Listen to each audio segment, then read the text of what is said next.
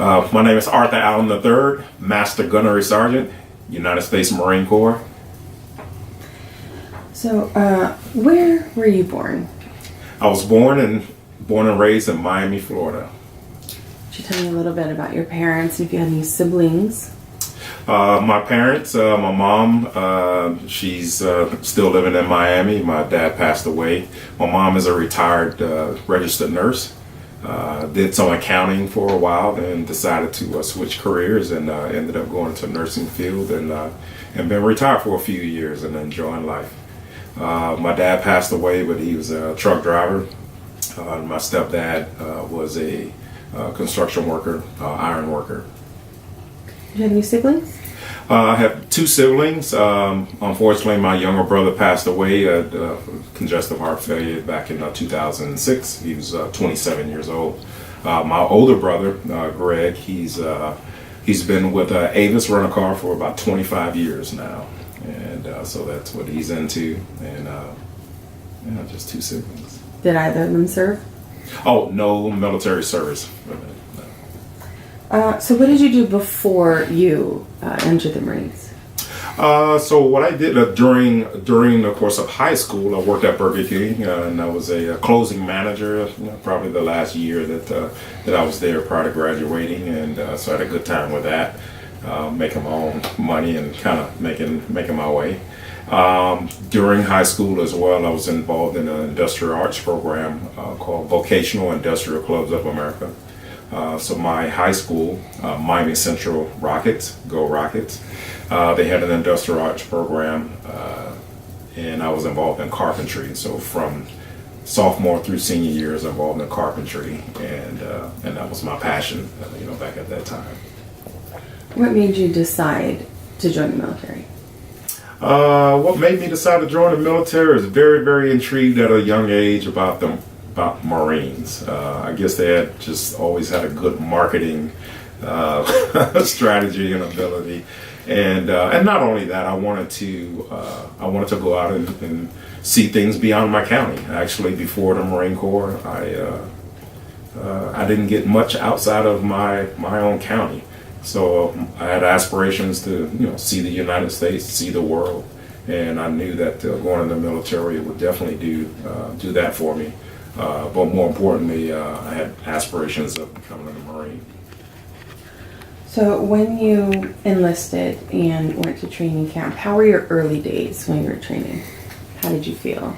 Oh, so I think just like any boot camp, regardless of the service, once you get there, it's like a holy smokes, what have I gotten myself into, So you get past that initial shock really fast. You start to integrate with the training program. What I probably like most is being able to interact with folks from all walks of life. That was probably the best part of boot camp.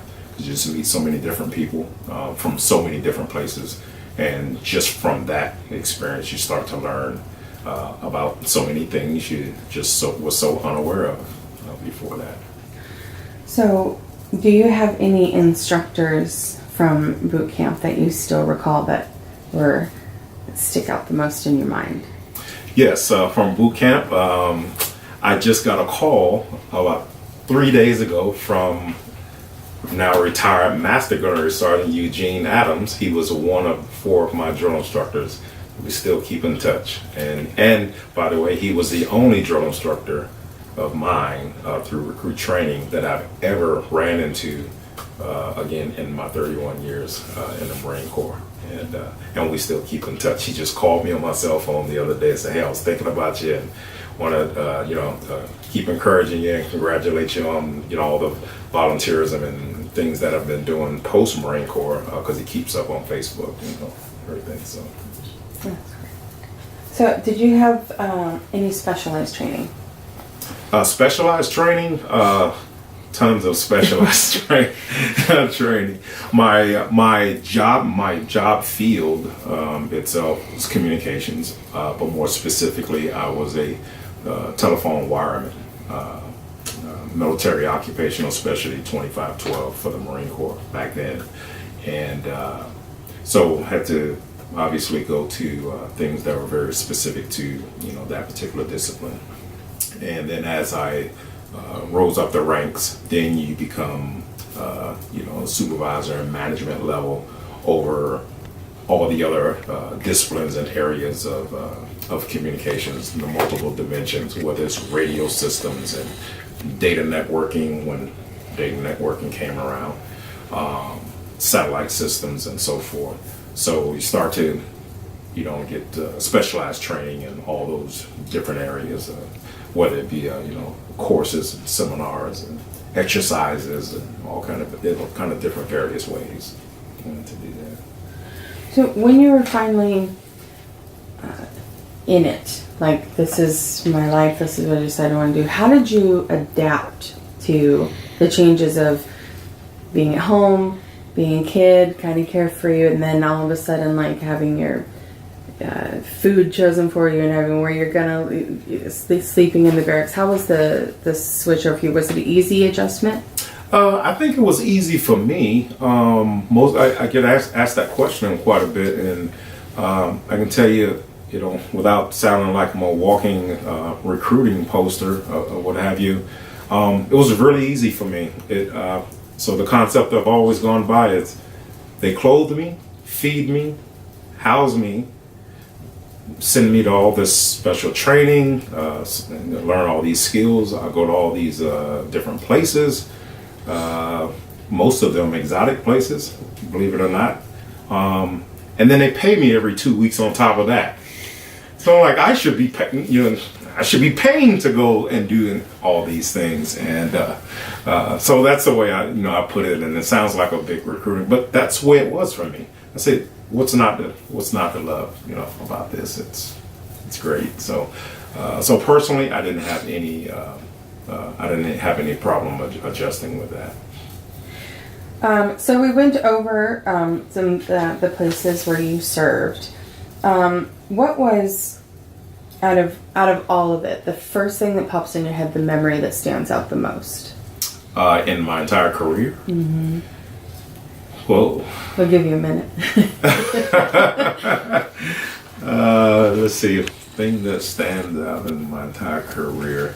All my deployments, especially, stands out because they were all unique and, of course, in their different ways. But going into countries and interacting with other folks that you're there to help and assist and learning so much about other cultures was probably the most exciting thing for me because what you find is that when you're so unknowing about other cultures, you have inherent biases and stereotyping and so forth. And then once you get an opportunity to go and interact with other people and cultures and whatnot, you could very quickly learn that everyone, and I think on the planet, is all striving towards the exact same thing. Just want a decent life and pursuit of happiness and all the different freedoms that we enjoy and we aspire to have, and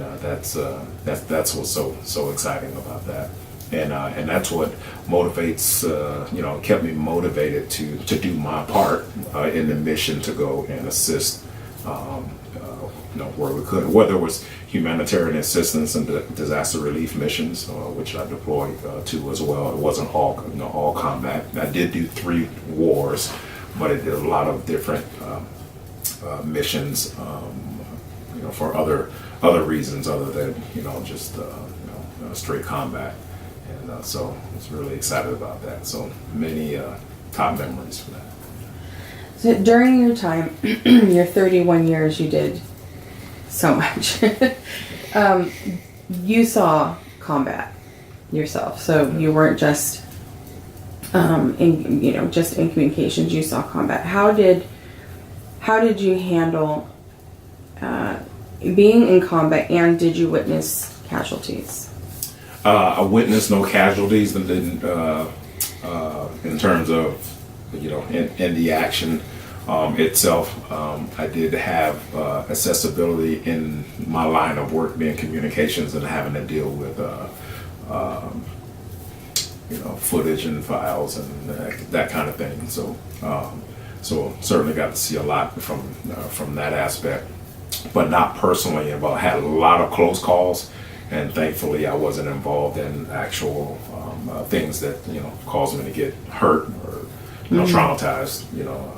Or redeploy or anything like that.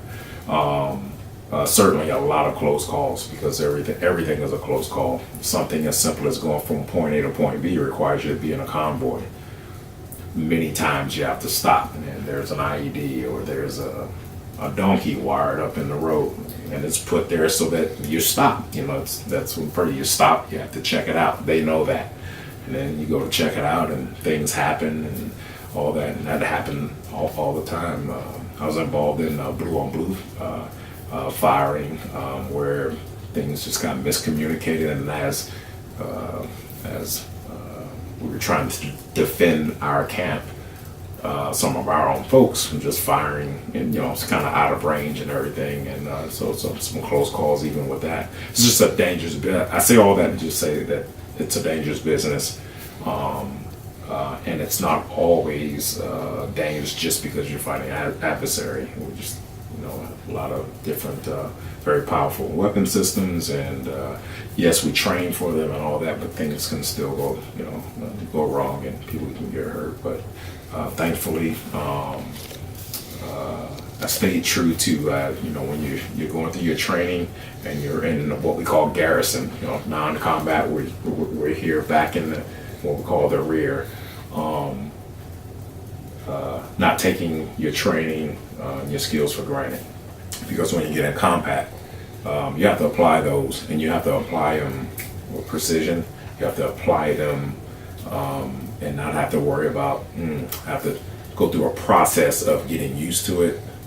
If you weren't doing it here, it's going to be very difficult for you to execute it there.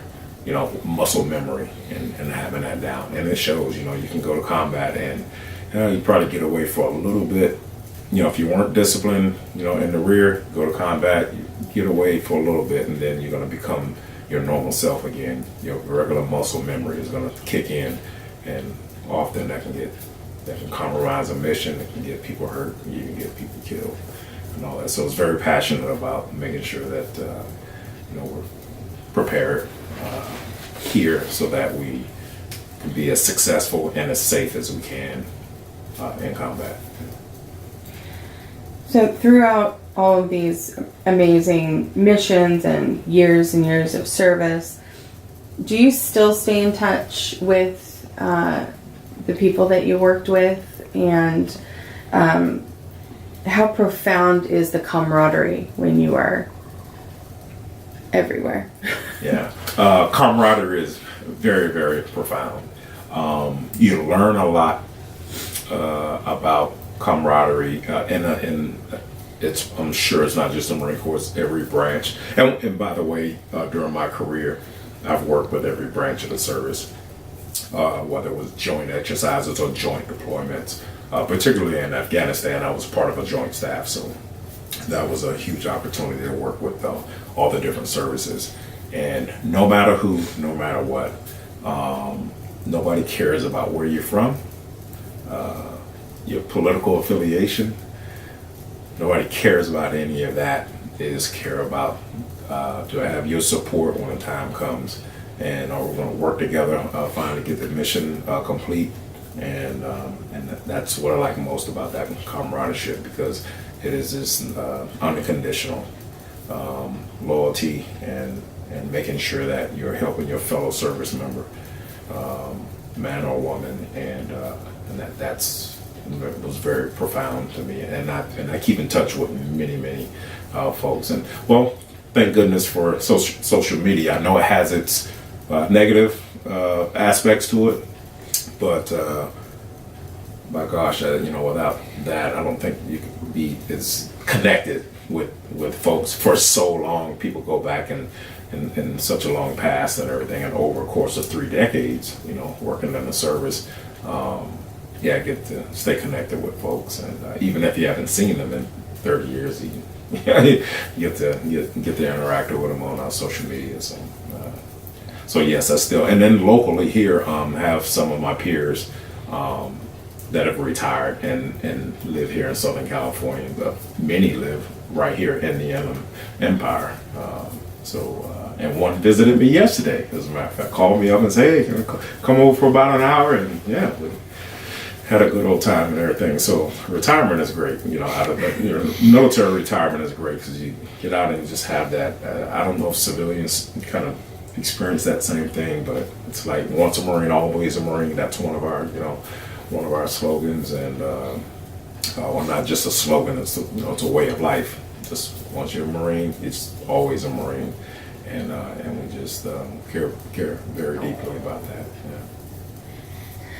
So, how did you, with all of your deployments, how did you keep in touch with your family and friends, and was it hard sustaining relationships with everyone that wasn't deployed?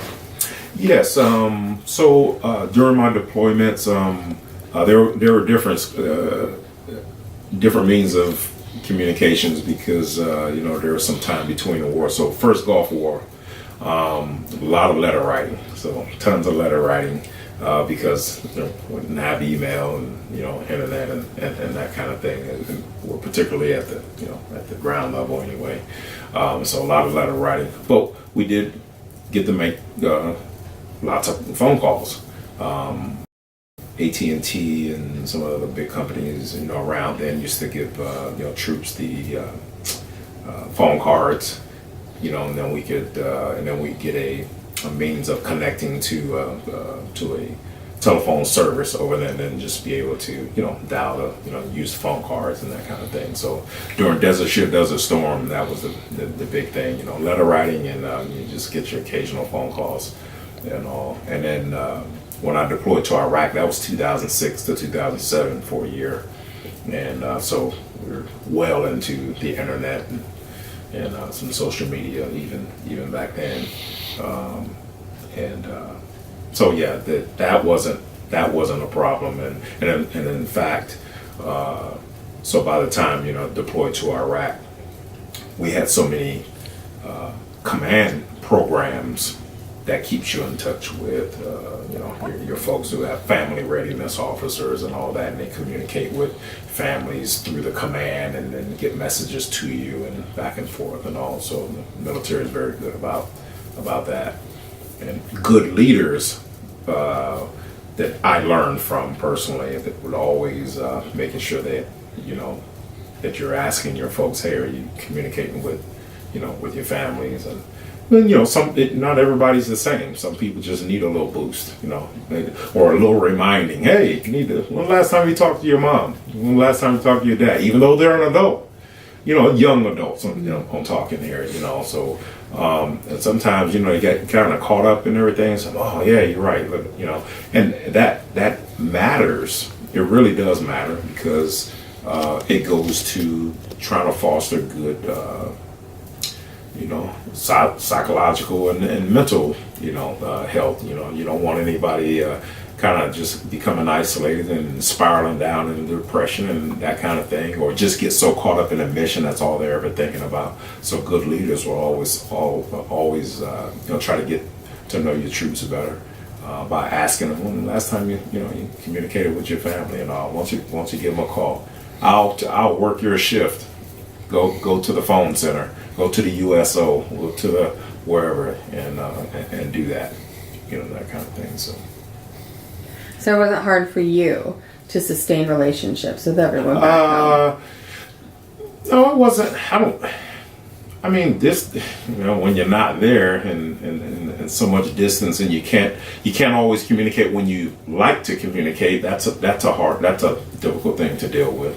Even though you will get an opportunity, but there's some times where it's like, man, I sure wish I could talk to mom or dad or girlfriend or whomever right now. So I think that was probably the most difficult part for me, is like at the timing of it. It wasn't the resource or the ability to do so. It's just when I felt I needed to, or I wanted to. Was probably more difficult. But sustaining relationships for me. I had a girlfriend that during the Desert Storm. It seemed okay, while I was there because we wrote and talked all the time. But once I returned, it just wasn't something that she could, could do again. And that's the way she described it. It's like, just not cut out for, for these long periods of time gone and that kind of thing. Not everybody can do that. So so it's difficult. That's one of the other questions I was going to ask you. When you return home, I mean, you participated in 3 wars, so each time that you returned home, how was the change for you when you came? Were you welcomed? Was it a good experience coming home? Did you have any difficulties when you came home? So I'll go by war. During Desert Storm, there wasn't much fanfare as it was later years, in Iraq and Afghanistan. But certainly not like what Vietnam homecomings were described as in general. Certainly nothing close to that. And then I think everybody has a different experience because some people deploy in units, some people deploy in what's called individual augmentation. So you may just be on a flight and you're just kind of by yourself and going to a mission. You come back and that's quite different than coming back as a unit, and then the command and all their families all set up with banners and all that stuff welcoming you in, coming off the buses.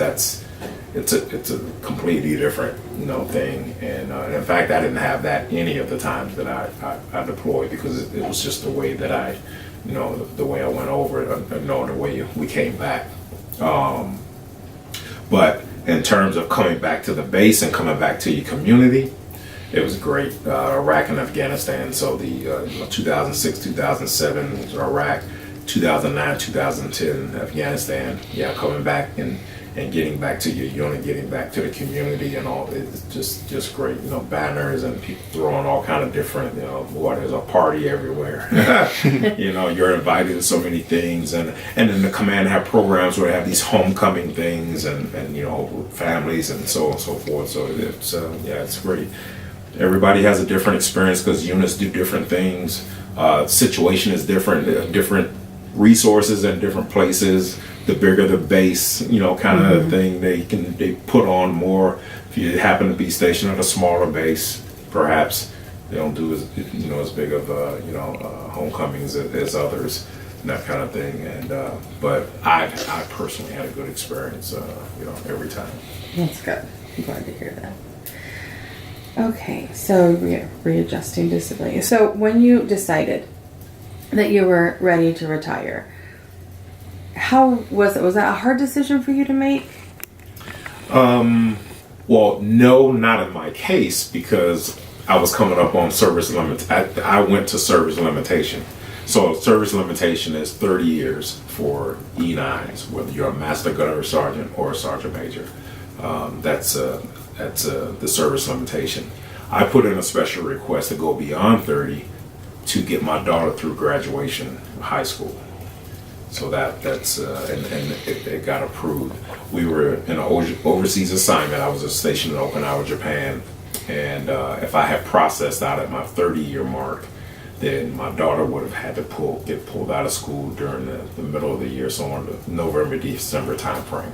Then we would have to come back to the States and throw her in a school, and after the holiday, and and then graduate, another semester later, not knowing anybody, that kind of thing. So my request was approved, so she got to graduate all 4 years, one high school, in the Department of Defense schools over in Okinawa, and that worked out great.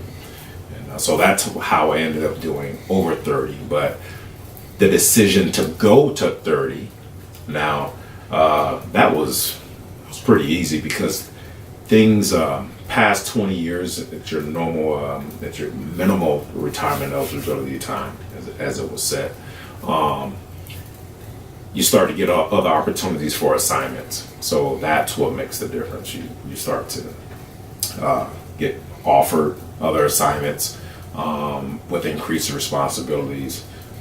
You start to get selected for assignments or tasked with other assignments and things, and sometimes that will require more service. In order to give you this assignment, we need more obligated time. You need at least 2 years, and then you have to, re-enlist or extend for a little more. And it creeps up real fast. You get done with this one assignment and, you have 20 years, you take on another assignment or two. Next thing you know, you have 26 years, just like that, and then as you progress, then you become kind of more marketable, I guess, if you will, because again, you've gained all this different experience. So now you start to get in these pools of eligibility for certain things that not everybody else is eligible for, so you start to rack up a pretty good resume and pretty good portfolio, and then you start getting asked or tasked to do another thing, and then and at that level you have that sense of obligation, and everything, they've you start to think of things more in an investment type of thing. They've invested so much into me. I've gone off and done some of these other special unique things, and then that set me up in a roadmap to now become one of few that's qualified to take on a particular assignment or mission. So, and then time just keeps going. The next thing you know, it's 30 years. I need to start putting in my favors because I can't stay much longer. But I do it all over again. I go to boot camp. It was 1986, February 3rd. I had to go to Paris Island again. Full stop, hands down. So now we're going to switch over to your family life. I'd like to know a little bit about your wife and your kids, and just what they do now, jobs, graduation. So okay, all right. So my wife Sabrina Allen, Sabrina Beasley is her maiden name. We met in 1987. I was a young E3 at the time, stationed at Camp Pendleton. We're the same age. She's 50. I just turned 51 on the 11th, just a few days ago. Happy birthday. Yeah, thank you.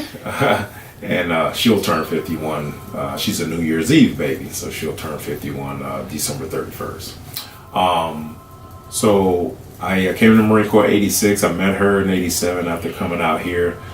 She's from Memphis, Tennessee. But what brought her to California, she came out, did a visit to her sister, which is married to a Marine, and they're retired. They're retired now as well. Sister was married to a Marine. She came out to visit and decided she liked it out there in Southern California. So went back, got her thing, came out here, got a job, and I met her at her job. She worked at Burger King, and one night after duty. One of my friends and I got in my car. We went out in town off the base and went to Burger King, and that's who took my order. And while I'm waiting on the order, we get to talking, and next thing you know, yeah, we're there. And so we have have a unique situation with kids. So Sabrina and I have one daughter, Alexis. She just turned 20 this past May. Getting ready to go into a third year of community college, just up the street here. My son, Antron, he's 28, will be 28. What the two of them do right now. Proud papa. Mm-hmm. So now that you are out of service, what did you, when you were done, you're like, I gotta do something with my time? What made you decide to do what you're doing? So that wasn't a decision that was made, recently or going into retirement. I've been volunteering since 1986, for the record anyway. I'm proud to say among, all of my service awards and my personal awards, one of them that probably the most proud of is the Military Outstanding Volunteer Service Medal. That was awarded to me back in 1997 after 11 years 11 consistent years up to that point of volunteerism. So beyond my deployments, beyond my, all the exercises and different travels and everything, I did some considerable and consistent volunteerism. And nothing focused on a particular thing. I was just always intrigued with finding opportunities out there. So you look on the the message board, and there's there's an advertisement for Muscular Dystrophy Association having a walk or whatnot. So I wasn't interested in the walking part of it or the whatever they're engaged in the event. I was interested in the how can I help with setting it up and putting together the logistics of it and that kind of thing. So that's what I was involved in, that part. And I tell you, I started to learn a lot about kind of who volunteers and kind of who doesn't, or not as much as others. So I would go out to a lot of these events, and you find that a whole lot of women, but not a whole lot of men. And so you show up somewhere 3:30 in the morning, offloading semi-tractor trailers, all the stuff, the chairs, the tables, the this and that and the other, and all of them putting together stages and this, that, and the other, and it's like 2 other guys, and there's 50 women, so that was pretty interesting to me. So that motivated me to do a lot, to do a lot more of it. It's like, man, this is something else pretty interesting. But so I've been volunteering all throughout my entire career, and so my aspiration, the way I was defining my retirement, my military retirement, was having an opportunity to continue volunteering. And in fact, my hopes was that I'd be in a position to do a lot more. And it's turned out that way. I do work part-time with the Home Depot distribution center. I'm not on the stores and retail side. I'm in the supply chain and packing that thing. And that's only 3 days a week. I have some very specific criteria for working after the Marine Corps, especially after doing 31 years, because my retirement is pretty good. So I said, if I work, it have to be part-time, at least part-time as an actual time. Now, I work 3 days a week, Sunday, Monday, Tuesday, 12 hours a day, but it's the 3 days. That's what matters. I don't want to work more than 2 or 3 days, because I want all my other days flexible enough to do an array of different volunteerism activities, and it works. It absolutely works for me. So that's what makes me happy in retirement, having the time and being able to afford to continue doing that and do as much as I want or as little as I want, and have the flexibility to not overwhelm myself, and still have fun with other things and family and so forth. So yeah. Right before you ask the next question, let me grab this wire. It's creeping down on your Yeah, I felt something, so I looked down. There you go. Something crawling on me.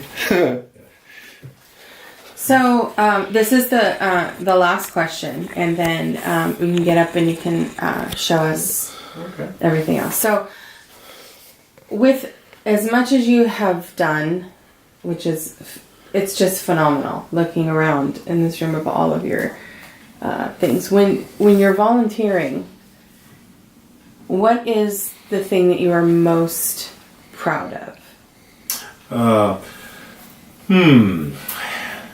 Kind of particularly proud of it all, but let's see. Let me narrow it down. At least I'll try to.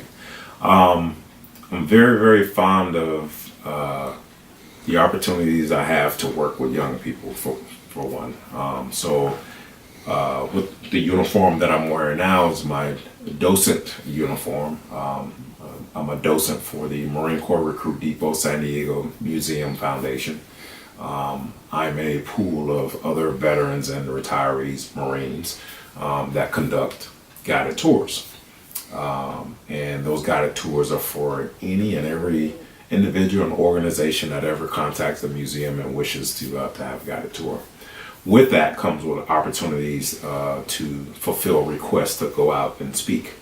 High schools, colleges, just most recently spoke at Cal State University. One of the professors asked me to come back out again, speak to a couple of her foreign policy classes, and having other opportunities to speak in high schools and so forth. So being able to interact with young people and influence them, not from a standpoint of going out and trying to recruit or anything like that.